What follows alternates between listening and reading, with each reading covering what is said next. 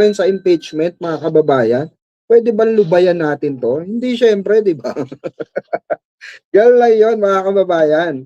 Hindi natin lulubayan itong usapin na ito dahil merong mga ano dito eh. Merong mga kailangan sagutin, di ba?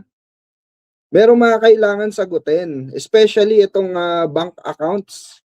Okay na ayaw po ayaw ipakita, no? Or ayaw pumayag ni Sara Lustay Buday na ipakita ito sa madla, which is sabi nga natin karapatan nga natin, mga kababayan. Okay? So meron tayong i-play dito. Ito real talk to, mga kababayan, lagi natin sinasabi. Kung gusto nyo pong panoorin ito, no, yung mga ganitong klase ng content, nandiyan po ang kasama natin sa Bengador, si Biyahe ni Koy TV, mga kababayan. Dahil super nagtre-trending, ang ano po, itong mga kalye serye or kalye survey ni Biyahe ni Koy, no, na kapatid nating si Koy TV. Eto, Biyahe ni Koy TV. Eto po, nagtre-trending na naman, panibagong bata, mga kababayan. Nagtre-trending. Dahil ito ay parang over kakalahat, may kalahating milyon na ang views nito. Okay? Na may 35k likes. Imagine that kung susumahin natin, mga kababayan, yung ibang didilis para sa kanila hindi na dapat sagutin. Wala na dapat sagutin sa confidential fund dahil ito daw ay para sa kanila, para sa mga didilis na matatanda, para sa kanila wala na raw kailangan sagutin si Sara dahil hindi naman napatunayan. Paano nga patutunayan, no? Kung wala kang patunay na ikaw ay inosente. So supposed to be, kailangan dapat sagutin mo to, tama ba? 'Di ba? Make sense ba yung sinasabi natin dito? Or make sense din ba itong papakinggan natin? Pakinggan po natin. Ito Guilty na guilty. Guilty. Bakit? Kasi unang-una, tawag dito, babalikan naman natin yung mga nangyari at pinagagawa niya noon. Tawag dito, siyempre bababawan ko na lang yung sagot. Tawag dito, pondo ng bayan. Pondo.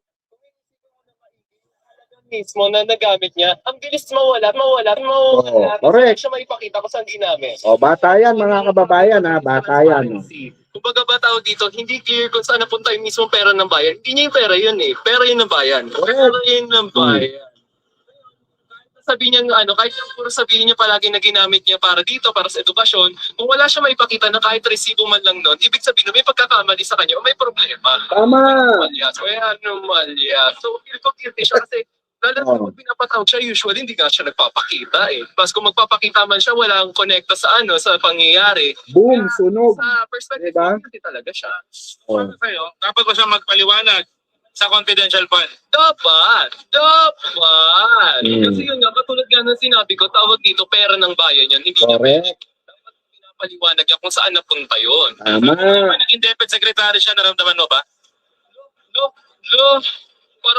Parang umupo lang siya, tapos parang nilinisan niya, pinainit niya yung upuan, tapos tumayo na siya, gano'n. Wala naman nangyari, di ka namin dama. At ako sa presidente, ano masahe mo?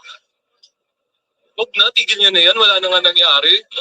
Feel ko, kasi syempre, mapapanood niya man to hindi. Feel ko kasi kung gagawin niya yon, tawag dito, parang wala namang mangyayari. Kung gusto niya tumakbo, dapat may patunayan mo na siya, hindi yung puro salita, tapos gumagawa lang siya ng scandalous na kung saan siya mapunta. Tapos ang hilig niya bumiyahe sa iba't ibang lugar, wala nga siya nagagawa dito. Sorry.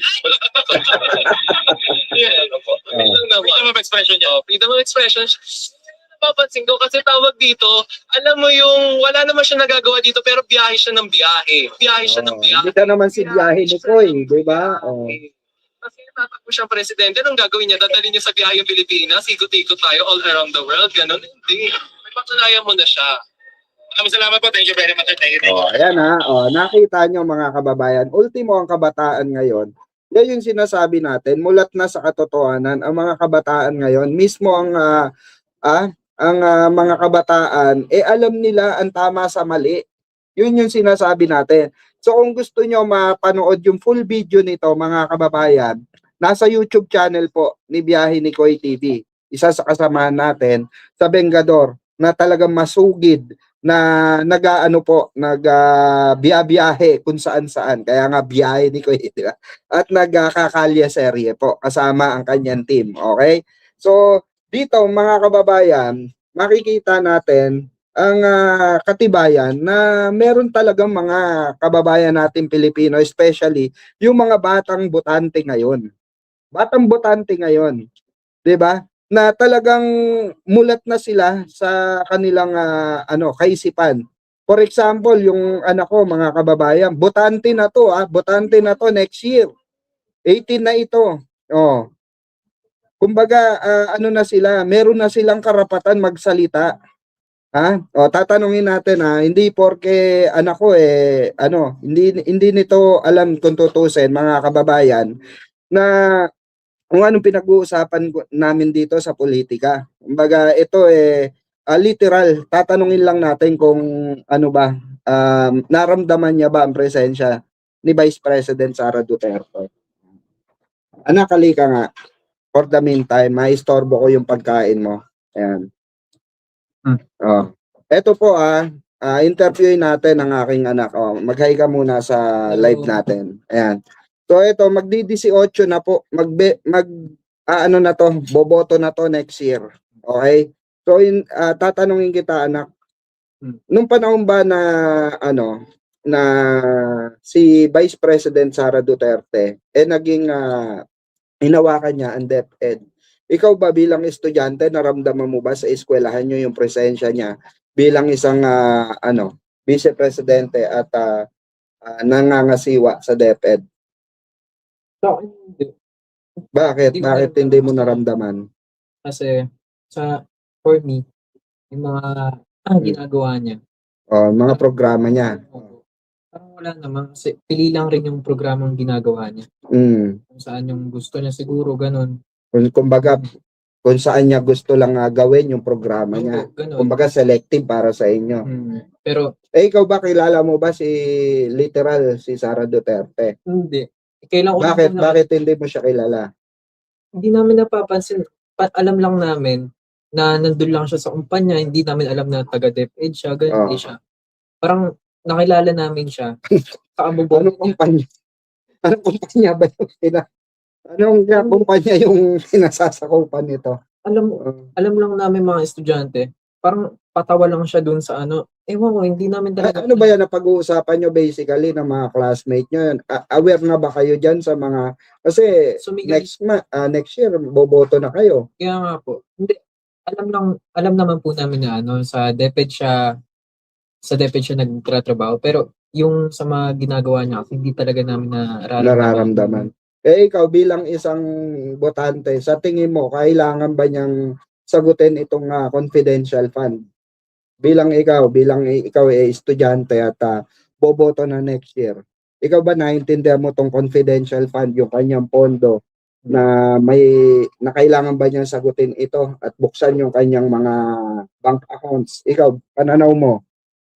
Opo, syempre kailangan talaga, lalo na may mga kinakailangan yung mga estudyante talaga para sa sa mga halos kasi lahat ng mga eskwelahan, kulang talaga sa mga materyales na bagay-bagay para sa pag-aaral.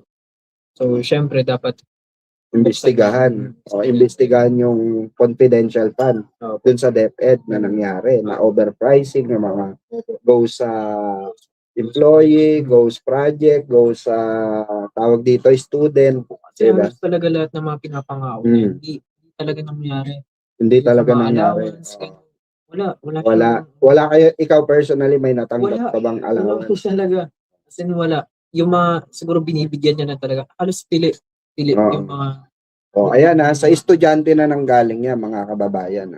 Etong anak ko estudyante ito. At alam niya kasi, 'di ba, bilang K11, K12 student, supposed to be dapat, 'di ba, may allowance kayo na natatanggap noon.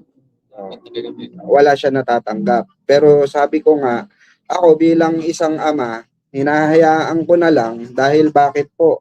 Dahil inaano na natin yan sa ating mga kababayan, sa ating tawag dito, pamumuno ng ating mahal na Pangulo.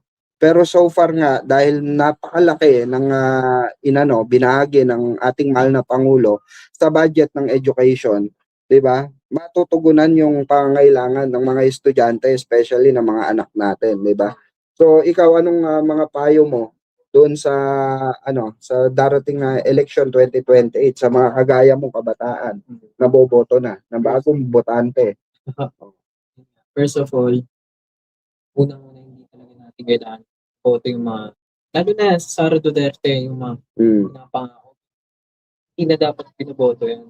Pero babago sila, ganun. Magkano talaga sila. Dapat ipakita nila na nagbabago na talaga sila, yung mga pagpa-promise nila na magbibigay kami ng mga libreng tuition, ganyan. Basta, sa mga kabataan ko lang dyan, kailangan magboto tayo ng maigi. Check natin if totoo ba yung mga action nila, ganun. Or, basta syempre, pagdating sa mga gusto na ng botohan, syempre, mga mababait-baitin yan. Syempre. So, kailangan, tignan lang natin, huwag nyo muna talagang mismo iboto. Lalo na sa mga, tignan natin yung background nila na wala camera, ganun. Sa tingin mo, anak, bakit yung, ito, last question, bakit mulat na kayong mga kabataan ngayon pagdating sa korupsyon? Dahil rin dun talaga sa malakas na issue ng tawag dito, Ghost Project, corruption, yung 2026,